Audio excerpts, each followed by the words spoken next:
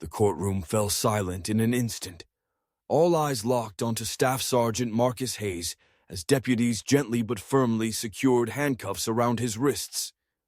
Marcus's broad shoulders stiffened beneath his military uniform. His face, etched with pride and discipline, now reflected confusion and pain. "I've served my country for 10 years," Marcus spoke softly, his voice cracking in the hush. "I've risked my life. I've protected people I didn't even know.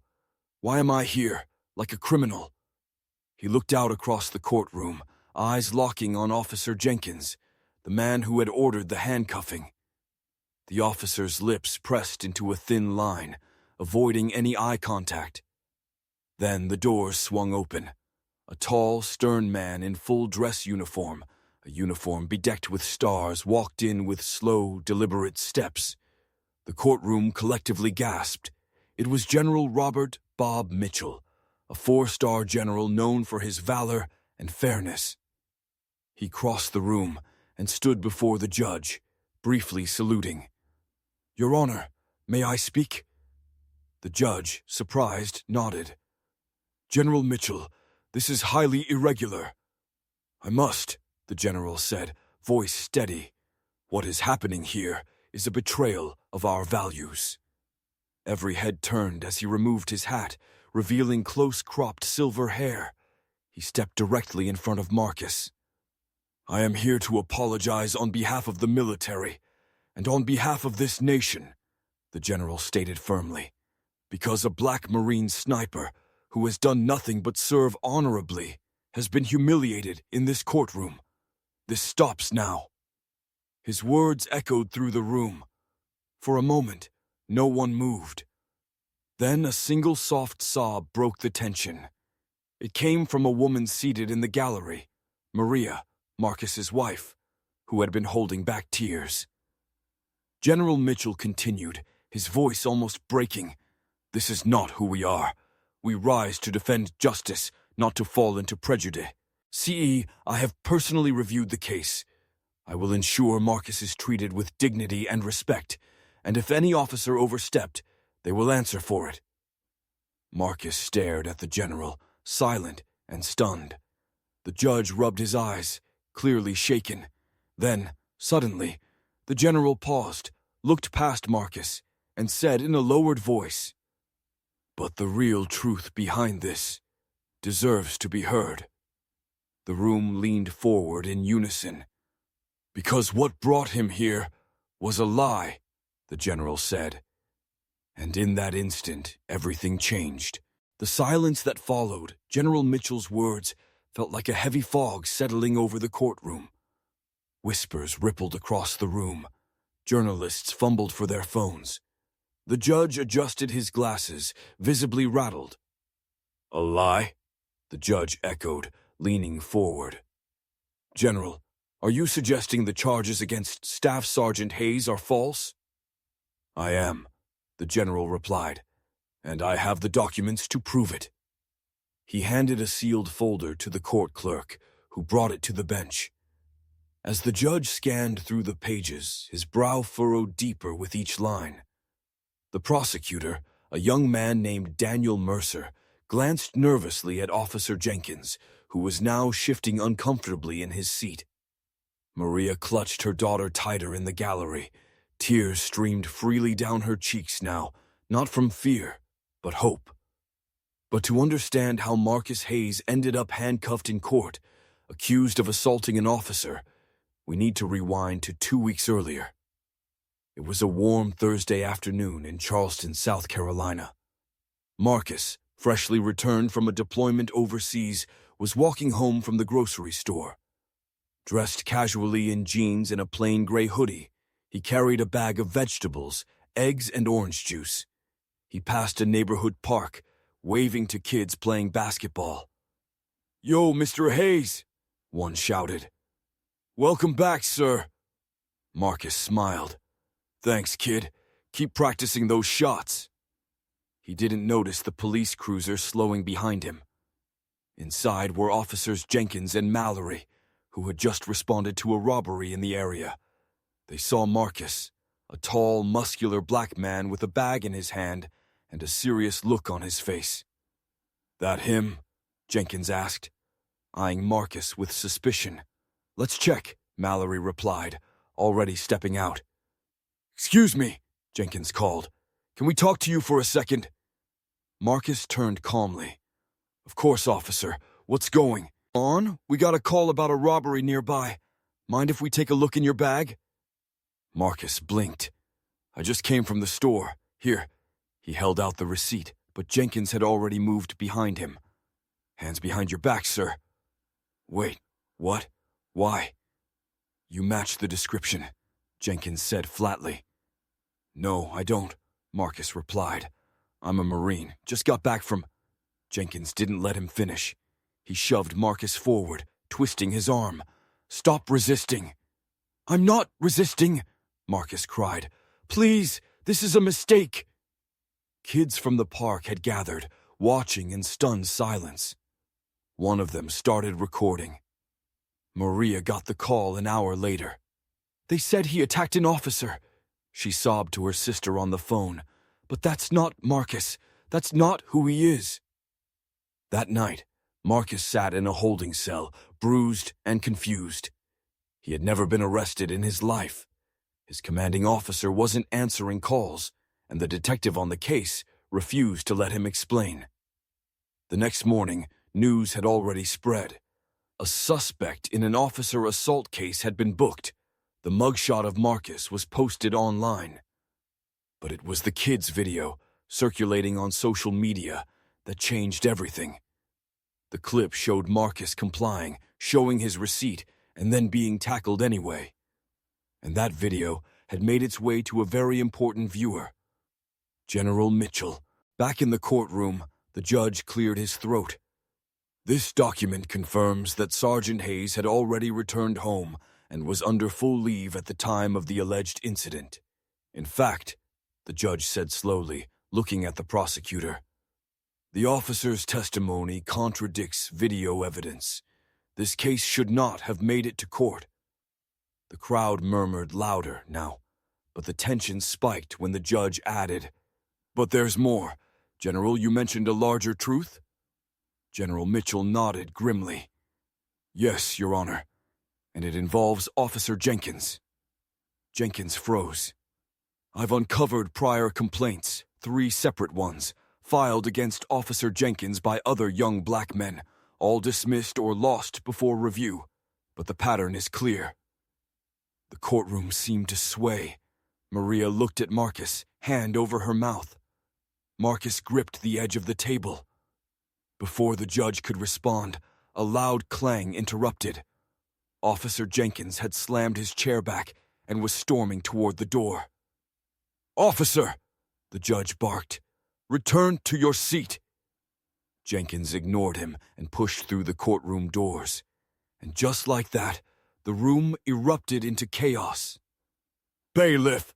the judge roared, slamming his gavel repeatedly on the desk. "Detain that man immediately." The courtroom door banged shut behind Officer Jenkins, but the sound of running footsteps followed.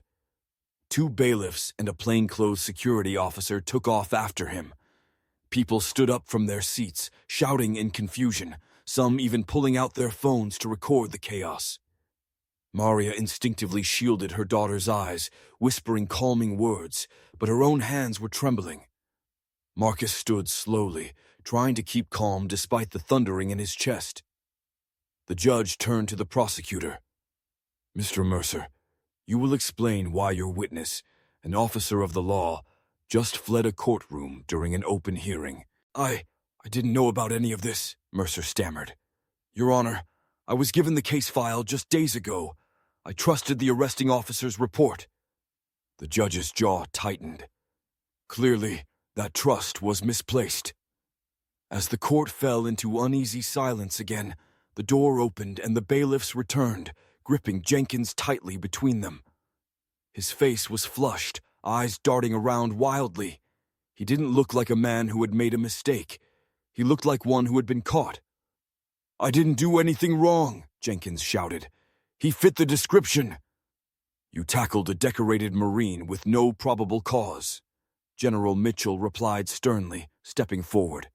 "You ignored the receipt he offered, and you filed a report claiming he resisted arrest when the video shows the opposite. You did everything wrong, officer." Jenkins opened his mouth again, but one look from the general silenced him. The judge sat back in his chair, visibly disgusted. "Officer Jenkins, you are hereby remanded into custody pending further investigation. This court finds your actions deeply troubling and potentially criminal." He paused, then turned toward Marcus. "Staff Sergeant Hayes, I offer you the court's sincerest apology." Marcus, still standing, gave a small nod. "Thank you, Your Honor, but I'd rather have my name cleared." "And it will be," the judge replied. "Immediately." Cheers erupted in the courtroom. Some people clapped, others just wept. Maria hugged her daughter tightly, and Marcus finally allowed himself a deep breath. But just as the tension started to lift, General Mitchell raised a hand. "There's something else you all need to know," he said. "This isn't just about Marcus." The judge looked at him sharply. "What do you mean?" "This courtroom," the general said quietly, "has become the stage for a larger problem, a pattern. I've looked at similar cases involving young black servicemen being profiled, assaulted, or arrested despite having done nothing wrong. Marcus's case brought this into the light, but it's far from the only one." A quiet hush fell over the room. Marcus looked at the general with wide eyes. "There are more?" he asked. "Too many," Mitchell said. "Some didn't end in a courtroom, some ended in hospital beds, or worse." The judge leaned forward. "General, are you suggesting this department has a systemic issue?" "I'm not suggesting it," the general replied. "I'm saying it plainly, and I'll be taking this evidence to the Department of Justice." The courtroom rippled again with gasps and murmurs. A local reporter in the back furiously typed notes on her laptop, eyes wide. Meanwhile, Marcus slowly sat back down, feeling the weight of everything settling in. Yes, his name might be cleared, but knowing others had suffered like he did, some who didn't get justice, made it hard to celebrate. The bailiffs led Officer Jenkins out of the room, this time in handcuffs. He passed Marcus without looking him in the eye. It was a small moment, but Marcus would remember it forever. A racist officer, once drunk with power, now answering for it. Finally, back in his seat, the prosecutor quietly asked for a dismissal of all charges. The judge granted it. But before closing the session, he looked out at the room one last time. "Let this be a reminder," he said. "Justice is not only about laws and courts, it's about truth. And today, the truth won." As people began to file out of the courtroom, the general approached Marcus. "I'm sorry it happened this way," he said. Marcus shook his hand. "I'm just glad you showed up when you did." But as they spoke, none of them knew what was coming next. That night, a leaked body cam video surfaced. A different video, from a different officer, and what it showed was even more shocking than anything seen before. The video hit the internet like a tidal wave. By morning, it was all over the news. New body cam footage raises more questions about police bias. In Twitter, Marcus Hayes' name was trending nationwide. But the video wasn't about Marcus directly. It was about another young black Marine named Elijah Brooks, arrested in the same city just 2 weeks before Marcus. The footage showed Elijah walking home from a night shift at a local diner, wearing his military ID around his neck and carrying takeout in a paper bag. A patrol car slowly rolled up beside him. 2 officers stepped out. "You match a suspect," one officer said flatly. "I'm just trying to get home, sir," Elijah said, holding up his ID. "I work over there. I'm in the Marines, stationed here at the base." The officers ignored him. Within seconds, Elijah was thrown against a wall, his food spilling to the ground. One officer laughed, saying, "You people think a uniform makes you untouchable." The video cut off there. America exploded in anger. News stations replayed the clip on a loop. Protesters gathered outside the police department. Candlelight vigils lit up city parks. And suddenly, Marcus wasn't alone anymore. His case had become part of a much larger storm. In the middle of it all, Marcus sat quietly at his mom's kitchen table, scrolling through the news, the same sick feeling from his arrest crawling up his spine. His mom placed a hand on his shoulder. "You see," she said gently, "it wasn't just you." Marcus didn't respond at first. Then he whispered, "I thought if I served this country, I'd be safe." She knelt beside him. "You should be. That's the point. And that's why this fight matters now." Later that day, General Mitchell called. "Pack a bag," he said. "You're coming to D.C." Marcus was confused. "D.C.? Why?" "They want you to speak at the congressional hearing," the general said. "They need to hear your story. From you." 2 days later, Marcus found himself walking into one of the grandest rooms he'd ever seen. Marble floors, long wood, and tables, and rows of cameras flashing. Members of Congress sat in suits, flipping through notes as his name was called. He sat at the witness stand, hands folded, heart racing. That evening, as Marcus stepped outside the Capitol building, his phone buzzed again. Another video had surfaced. This one was different. It wasn't a body cam or a witness recording. It was a secretly recorded conversation between Officer Jenkins and another officer still active on the force. The audio was grainy, but the message was clear. "Doesn't matter if they're wearing a uniform or not," Jenkins said. "If they're black and they look like trouble, we treat them like trouble. That's how we keep the streets safe." The voice on the other end laughed and said, "You're not wrong. I've done the same." Marcus stared at the screen in horror. This wasn't about bad training. It wasn't about one rogue cop.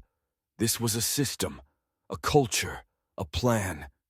And the next day, Marcus would be the one to help bring it down. Marcus could barely sleep that night. The recording echoed in his mind like a siren that wouldn't turn off. Hearing Officer Jenkins admit, with laughter, that race was a factor in how he treated people on the street shattered something deep inside Marcus. Not just anger, not just pain, but a deep, almost suffocating disappointment in the system he'd risked his life defending. By sunrise, his phone had blown up. News outlets, civil rights lawyers, and even military leaders were calling. The leaked audio had gone viral, and the city where Marcus was arrested? It had declared a state of emergency. But there was no time to sit still. Marcus had work to do. He sat with a lawyer named Rebecca James, a civil rights attorney who had been fighting systemic racism in policing for over 20 years. "Marcus," she said, her voice calm but firm, "this is no longer just about your case. This is about the department, the city, maybe even the state. But if you want real justice, you have to go back. You have to testify again. This time, not in a hearing. In court." Marcus calmly clenched his fists. What if they don't listen? Rebecca leaned in.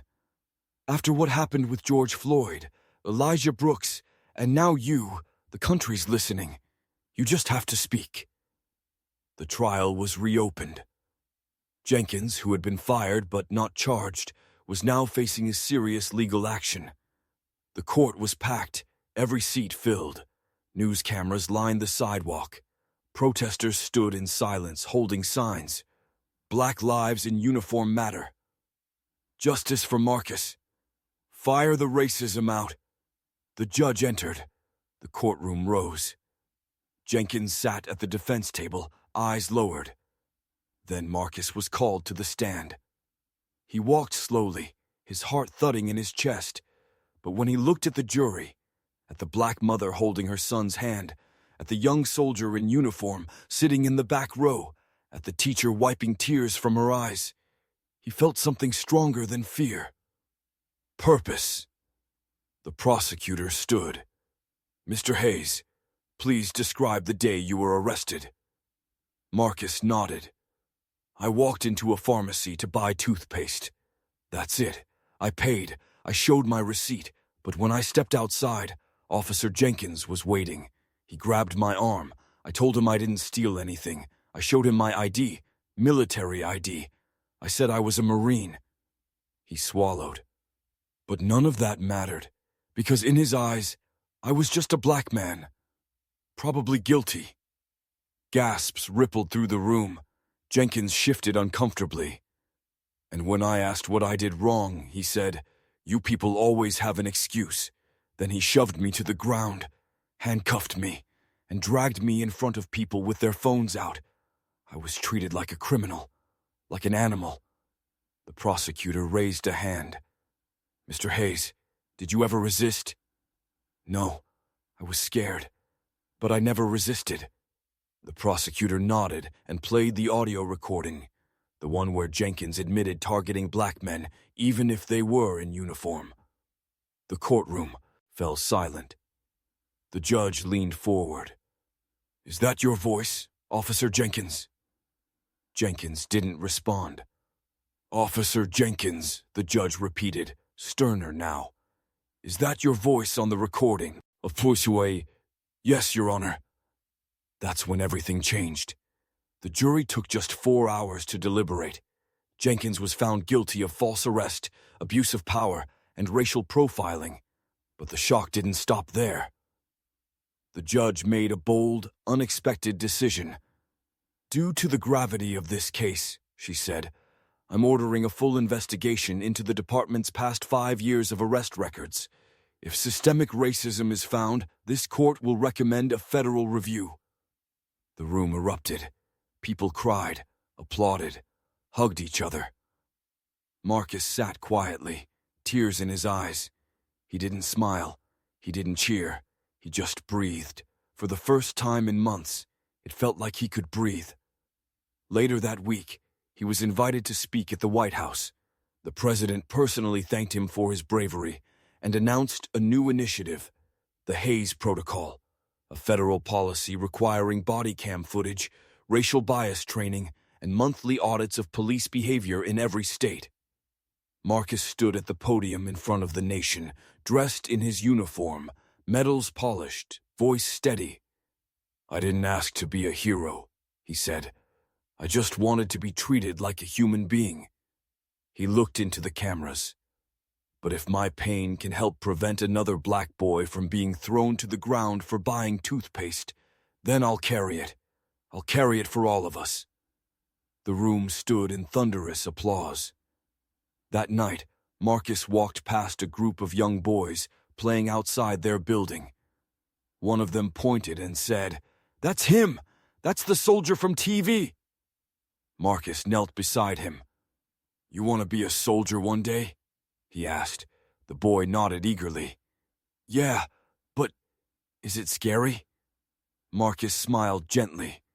Sometimes, but the bravest thing you can do is stand up for what's right. And as he walked away, the streetlights glowing softly behind him, the boy whispered to his friend, I want to be just like him. Please like, follow, and share if you want more powerful, true-to-life stories like this.